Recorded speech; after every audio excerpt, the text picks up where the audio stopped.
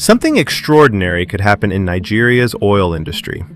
The company that has controlled a huge part of Nigeria's petroleum business for decades could become publicly traded on the Nigerian Exchange.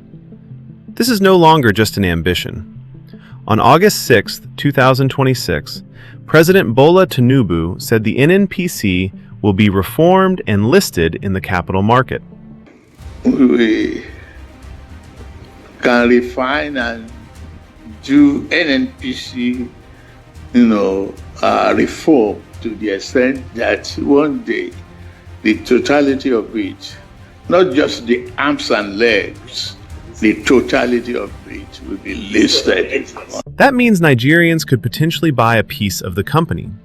But here's the twist. The biggest question isn't whether Nigerians can buy NNPCL shares, it's whether they should.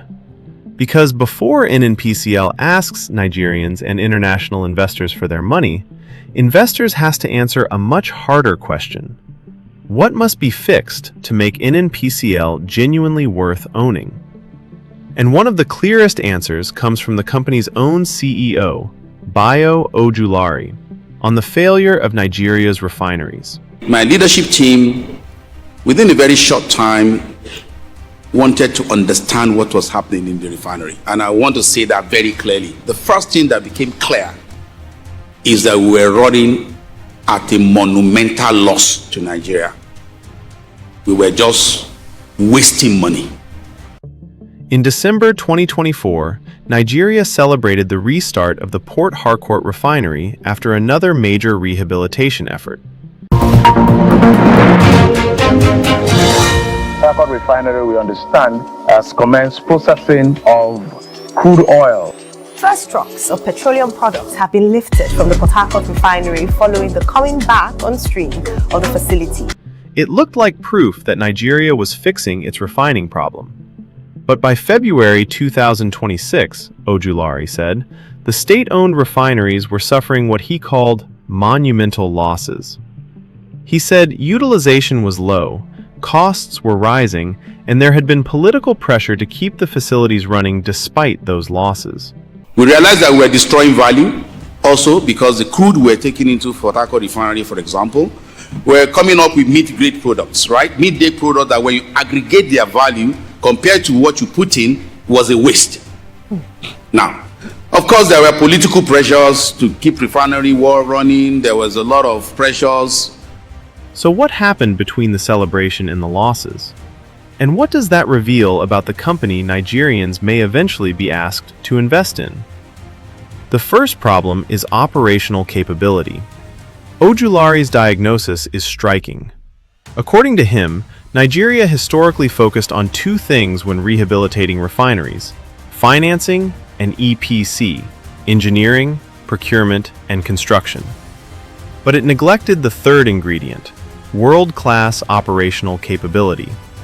To make the refinery work, you need three things. I've simplified it to three things. First, you need the financing, because you need to finance the work, finance the activities, and all of that. Two, you need a competent EPC contractor to deliver world-class projects for you that are great.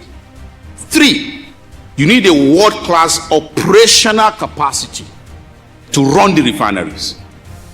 The reason our refineries have not worked is that we are focused on the first two. Financiers provide the money. EPC contractors build the facility. But someone has to operate it efficiently for decades. That is where Nigeria struggled. And the lesson goes far beyond refining. Investors buy a company's ability to turn capital into sustainable cash flow. NNPCL has to prove it can operate complex energy assets efficiently, not simply spend money rehabilitating them. The company has indicated that it wants experienced strategic partners with proven technical capability and a financial stake in long-term performance. That changes the question. It is no longer simply, can we repair the refinery? It becomes, who can operate it well enough to make it profitable? And that same question now applies to NNPCL itself. Can this company actually operate at world-class standards? And before we get to what NNPCL needs to fix, I want to know something from you. If NNPCL went public tomorrow, would you trust it enough to buy the shares? Keep that answer in mind, because by the end of this video, we'll have a much better idea of whether that would actually be a smart investment. Now, if NNPCL can improve how it operates, the next question becomes even more important. What does it do with the money? That brings us to capital allocation. NNPCL is profitable. In 2024, it reported 45.1 trillion naira in revenue and 5.4 trillion naira in profit after tax. So the issue is not whether NNPCL can make money. The harder question is whether it knows where not to put money. Ojulari said the refineries were operating at low utilization while operating and contractor costs continued rising. He also said Port Harcourt had been losing roughly 300 million naira to 500 million naira monthly. That is a capital allocation problem. A future shareholder will ask where the money is going, what return it should generate, and what happens if the economics change. A commercially disciplined NNPCL must make difficult decisions, invest where returns are strong, bring in better operators when necessary, and stop projects whose economics no longer work. The fact that Nigeria has already spent money on an asset is not a reason to spend more money on it. That is how management protects shareholder capital. And this is where I want your opinion. Should NNPCL be allowed to shut down or sell assets that continuously lose money, even if those assets are considered nationally important? Tell me in the comments, because your answer to that question says a lot about whether you believe NNPCL should behave like a government institution or a commercial company. But even the best capital allocation strategy can fail if management is not free to make commercial decisions. And that brings us to the hardest problem: political interference and governance.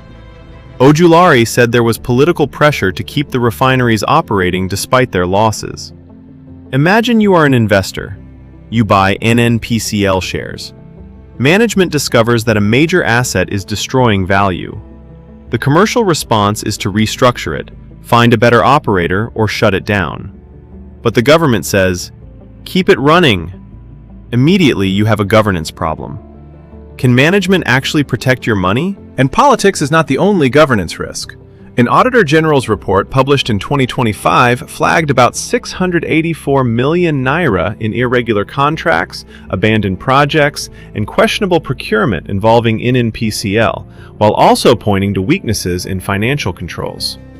Even though that does not automatically prove corruption in every transaction, but it tells investors something important: weak controls can become expensive. So NNPCL needs transparent procurement, stronger internal auditing, clear disclosure of related party transactions, and real accountability for how capital is spent. Because investors are concerned with these two questions: can this company make money, and can management protect the money? That distinction could determine whether investors pay a premium, or demand a discount, for NNPCL shares.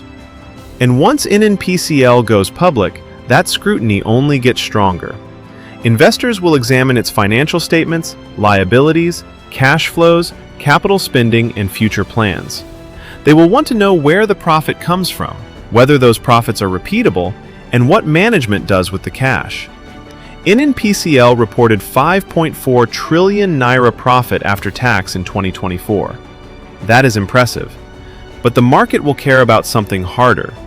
Can NNPCL generate sustainable returns year after year? And there's another question investors will have to answer.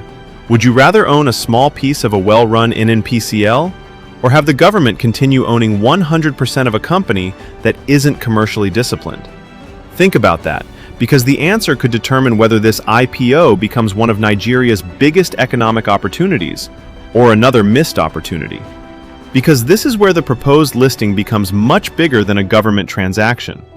If NNPCL fixes these structural problems, Nigerians could potentially become direct shareholders in one of the country's most important companies. NNPCL could access equity capital. The Nigerian Exchange could gain a major new company.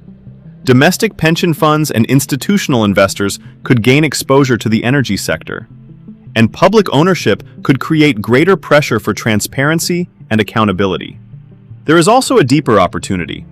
For decades, Nigerians have experienced the country's oil wealth indirectly, through government revenue, public spending, fuel prices, and foreign exchange.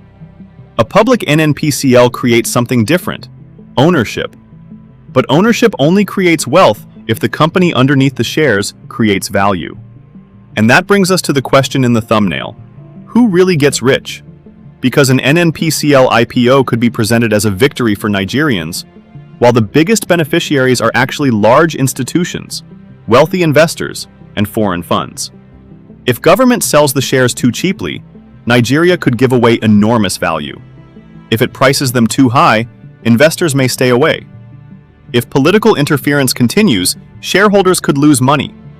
And if NNPCL remains inefficient, the stock exchange will not solve the problem. It will simply expose it. So I don't think the real question is, when will NNPCL go public? The real question is, what kind of company will Nigerians be buying? Will it be an oil company that happens to be listed? Or will it become a commercially disciplined energy company that can operate efficiently, allocate capital intelligently, withstand political pressure, and protect shareholder money? President Tinubu has now made the direction clear: reform NNPCL and list it in the capital market. But the listing should not define success. The company becoming genuinely investable should, because the stock exchange can give Nigerians access to NNPCL. Only a well-run NNPCL can make that ownership valuable. And if Nigeria wants citizens to benefit from its oil wealth, the first step isn't selling the shares. It is fixing the company. Then, let the market decide what it is worth. So now I want to hear from you. If NNPCL were listed tomorrow, would you buy it? Would you trust the company with your money today? Or would you wait for NNPCL to prove that it can operate efficiently, control corruption risks, resist political interference, and protect shareholder capital? Drop your answer in the comments. Buy, wait, or no. And if this analysis gave you a different way of looking at NNPCL, subscribe, because the next question is even bigger. If NNPCL becomes publicly owned, how much should Nigeria actually sell? And what could the company really be worth? Ultimately, the question isn't whether NNPCL can become public. It's whether it can become a company worth the public owning.